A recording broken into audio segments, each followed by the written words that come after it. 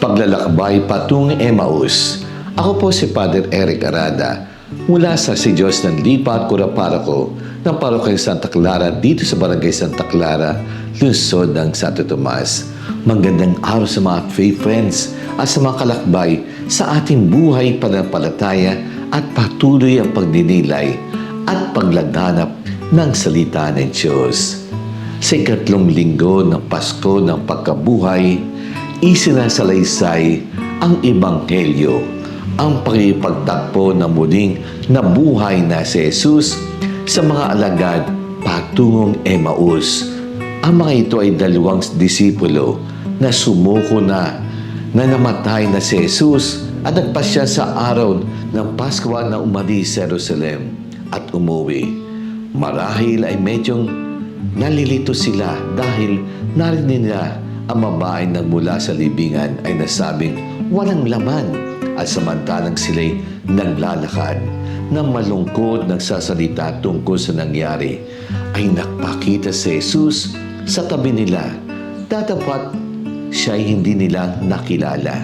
Kuminsan sa buhay natin, naglalakad tayo sa ating sariling daan patungong Emmaus. Maaring malungkot, pagod, nalilito, at nabibigatan ng mga alalahanin. Tulad ng mga alagad, maaaring hindi nila makilala si Jesus ay naglalakad na sa tabi natin. Subalit, kapag bumagal tayo nakikinig sa kanyang salita at nakikibahagi sa paghati-hati ng tinapay, ang ating mga mata ay nagsisimula ng magbukas at ang ating mga puso ay muli nag-aapuris ng pag-asa. Pagnilayan natin sa pamamagitan ng acronym ang salitang Emmaus. Una, letrang E, i-counter. Salubungin si Jesus sa ating paglalakbay, lalo na sa ating pagkalito at kalungkutan. Siya'y lumalakad kasabay natin. Akala natin na wala na si Jesus pag may problema tayo. Nag-iisa na lang tayo.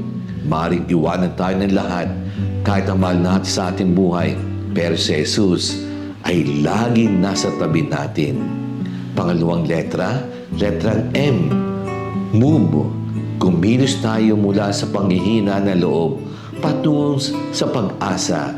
Huwag tayo titigil sa pagkatalo at kalungkutan pagkos patuloy sa paglalakbay ng bagong buhay ng pag-asa. Sasabihin ng iba, wala na, tapos na, o hanggang dito na lang tayo. Pangatlo, letrang M. Meditate. Muli nating pagnilayan sa salita ng Diyos. Ang banal kasulatan ay nagbibigay liwanag sa ating isipan at nagpapalakas sa ating pananampalataya. Sabi ni Pope Francis, muli nating basahin. Yan ginagawa ni Jesus sa kanila na tumutulong sa kanila na muling basahin.